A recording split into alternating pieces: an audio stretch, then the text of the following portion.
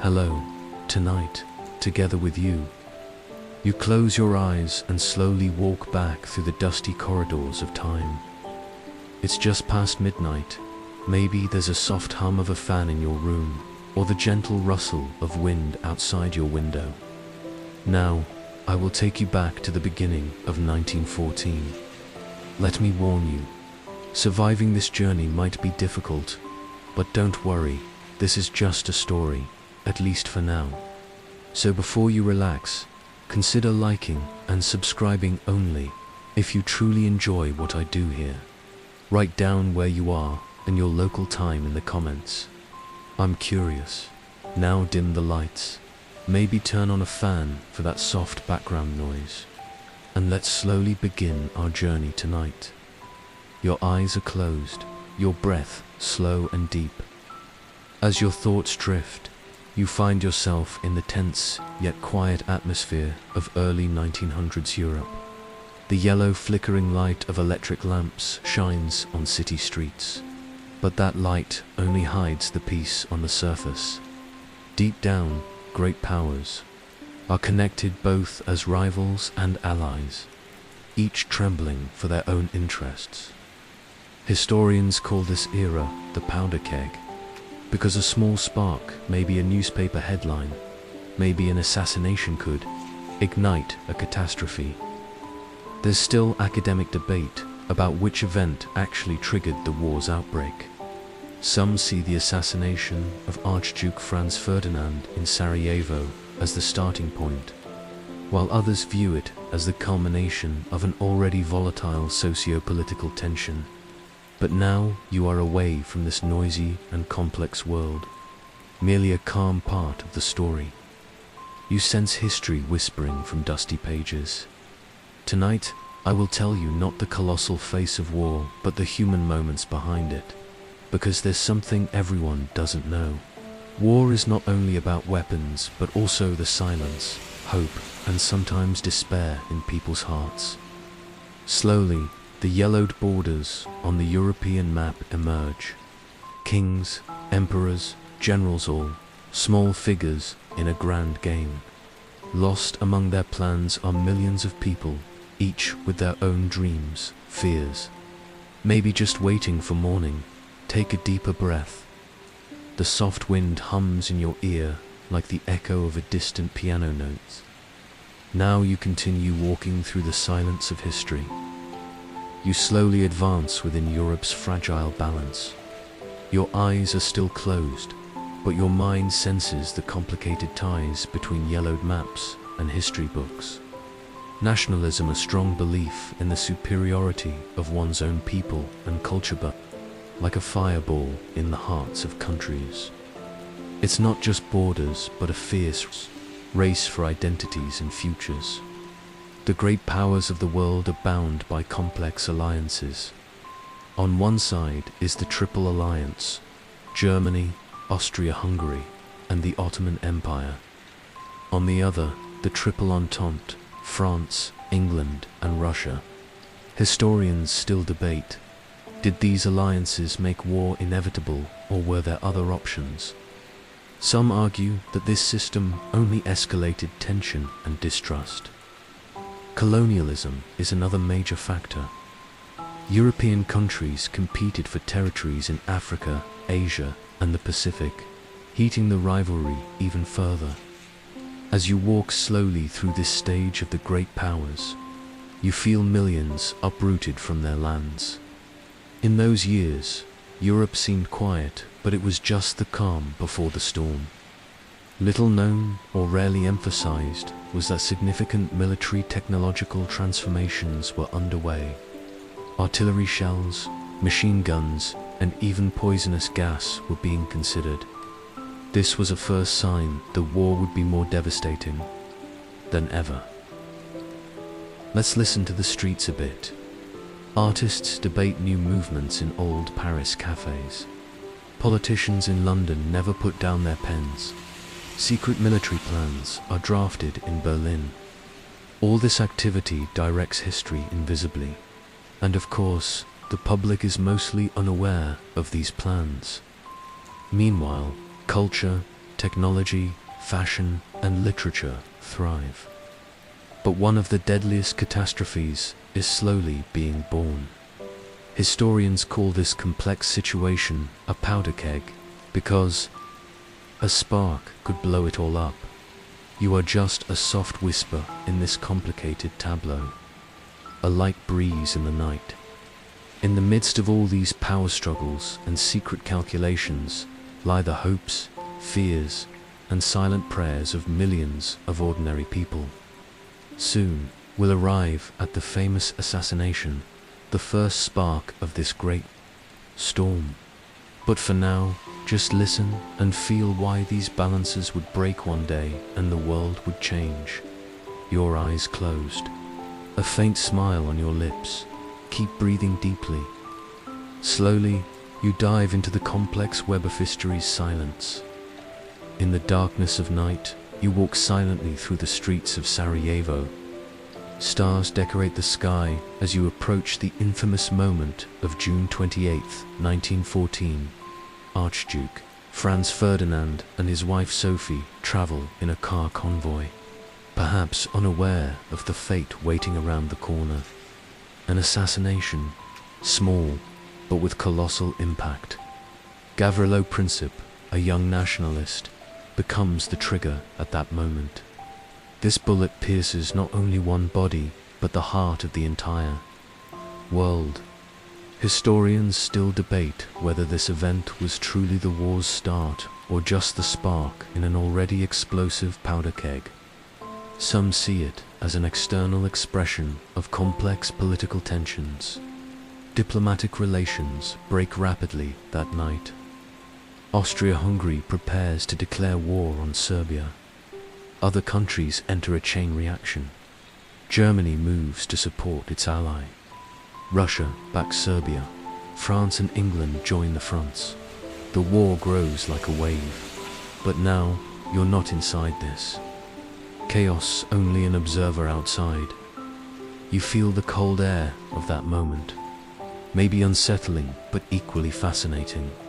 Because you try to understand how a small event changed the fate of millions. An interesting detail: the group planning this assassination was called the Black Hand, a secret society. The influence of such secret groups on history is often overlooked but important. Diplomacy here is like a chess game.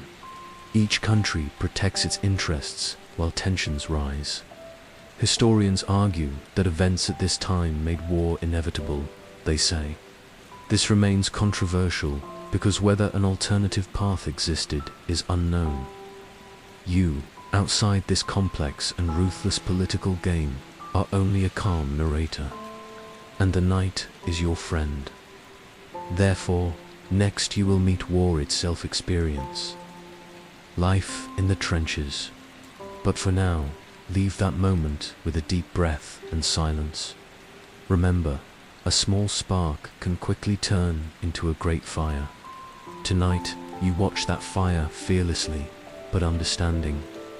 Now you slowly move across the vast map where the war spreads. Fronts are quickly established, trenches dug, soldiers buried in dark mud.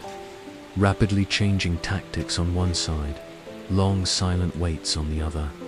Days, weeks, months all, smelling of mud, silent but deadly. The trenches are the unsung heroes of the war. Here, soldiers learn not only to fight, but to live. Fear, hope, friendship, and sometimes forgotten dreams. Diaries and letters, some describe morning bird songs, others, the silence. In those small details, you see war's human face. War machines gradually come into play. Tanks, machine guns, artillery shells. Yet, the human stories in the trenches remain the loudest voice despite the machines. You listen all night to the clash of wars, mechanical horror, and human emotions. Historians debate, did trench warfare make the war bloodier and longer? Or was it inherent to the war's nature? Some say trenches were prisons for soldiers. Others claim they were places to survive. Here's an unusual fact. In some trenches, soldiers secretly grew small gardens. Yes, in the dark mud, tiny vegetables and flowers flourished. Perhaps this was the strongest sign of humans clinging to hope, and of course, letters calling out through the night. Dear Mother, it's very quiet here. I even miss the birds. The true echo of war is hidden in these small lines. Fear and hope grow together in the mud. Life in the trenches is the loudest story in silence. Time is hard to track here.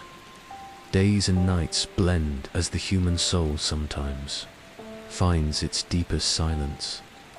Ahead, another face of war awaits you. We will slowly discover the Ottoman Empire's entry and the legendary resistance at Gallipoli. You take a deeper step into the silent, muddy life of the trenches. Each morning, as sunlight slowly falls over the trenches, you feel the heavy burden on soldiers' hearts. Diaries and letters mix the cold face of war with warm human emotions.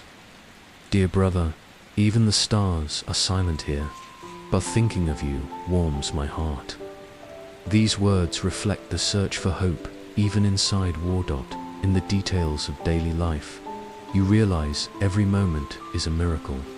While cold, hunger and disease roam the trenches, sharing a cup of coffee, a small smile, or the distant call of a bird carries immense meaning. Sometimes, even in the quietest moments of the night, the war's roar echoes in your ears. Yet letters quietly written express the longing for home and loved ones. Academic debates deeply analyze the war's psychological impact. Some historians discuss how long periods in trenches harmed soldiers' mental health. Others argue it increased resilience. The truth is, war was not only physical but spiritual destruction. Here's a remarkable fact. Some soldiers befriended animals during the war. Dogs, pigeons, even cats became morale boosters. Pigeons especially carried messages and sometimes saved lives. Historians often overlook these animals' role in war history. These small stories soldiers share symbolize humanity's resistance to war's brutality. Emotions are most intense, alive even in mud and death. Tonight, you listen to their voice, the warm and human whispers echoing in silence. Next, we'll move slowly toward the Ottoman Empire's involvement and the legendary Gallipoli front. But for now, keep feeling the war's marks on the human heart deeply. As the Ottoman Empire steps onto the vast war stage, you embark on a quiet journey through the pages of history.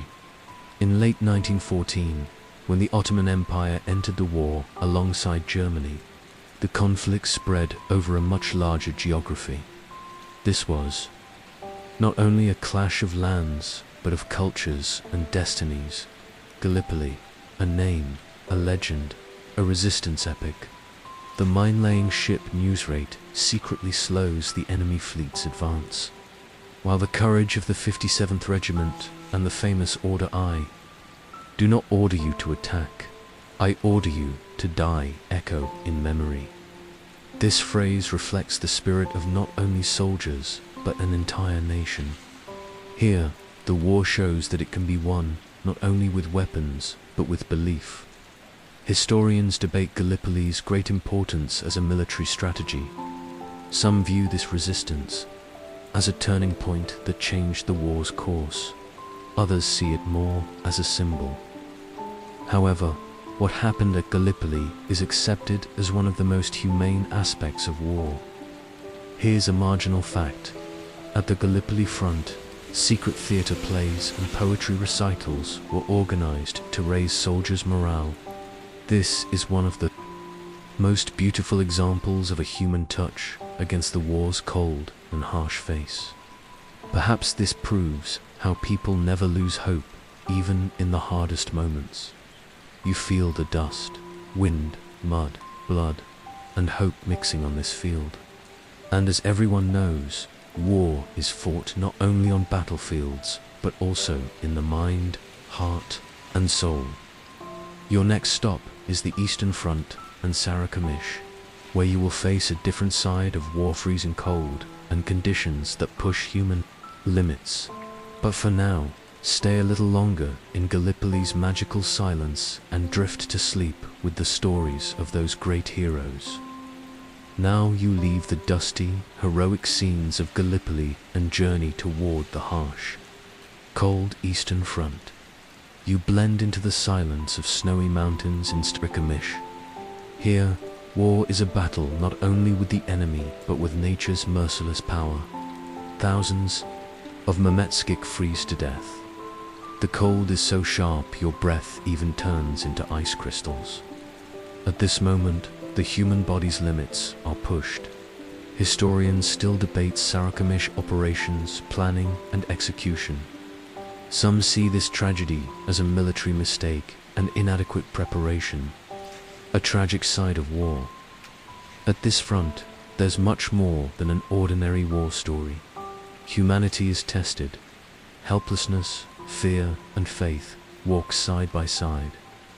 Yet, under wars, shadow, unforgettable moments of solidarity and sacrifice happen. In the middle of winter, even sharing a single blanket becomes a hope for survival. A marginal detail: some soldiers carried small wooden toys to warm their frozen fingers. These little objects symbolize the soul's search for refuge in the darkest moments. Historians say these human touches existed even inside war.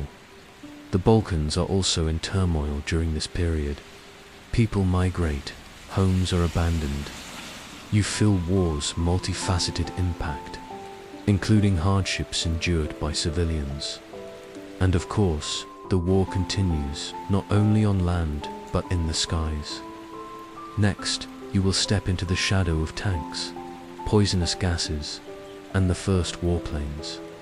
But now, take a deep breath in the cold Sarakamish wind, because this story will stay with you through the night. Now, rising from Sarakamish's icy silence, you hear the whisper of the war's new faces, moving toward the shadow of technology. Can you hear the first clunky engine sounds of tanks?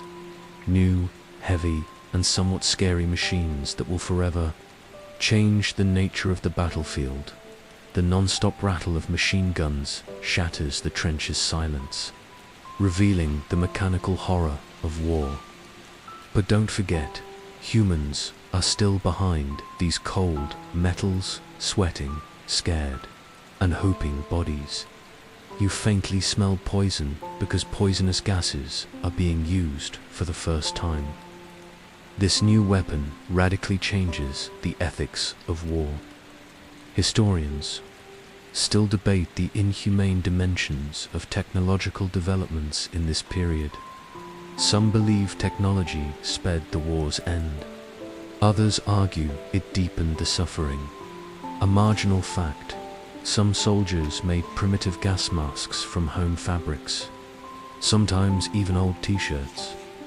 This is a small but striking example of the human survival instinct and creativity.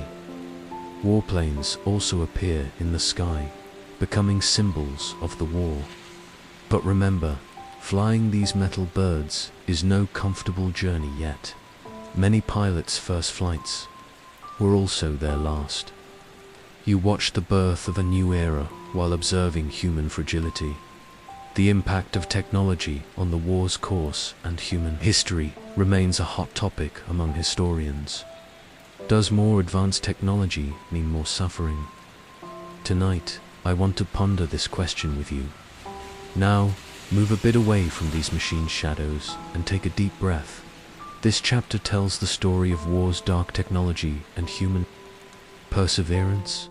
Next, we'll slowly approach the war's end and its consequences. Now, as you slowly walk toward the war's end, you move through a heavy silence. Millions of lives lost, shattered empires, redrawn borders, all meet you in dusty history pages. The war's end also opens doors to new beginnings, but these doors do not open easily. Peace treaties are signed in Versailles grand halls, and the world takes a deep breath. But this peace is only on paper. The trauma left by the war leaves deep scars on millions of souls. Historians still debate whether these treaties planted seeds for future conflicts or brought long-lasting peace. The post-war world is shaped by new ideologies and borders. The Ottoman Empire's partition, the remapping of the Middle East, and the political reshaping of Europe are among the war's outcomes. You calmly observe this complex transformation, a marginal fact. After the war, many countries began building memorials to remember their losses and pass down their stories. These monuments became symbols not only of the past, but also of hope and peace.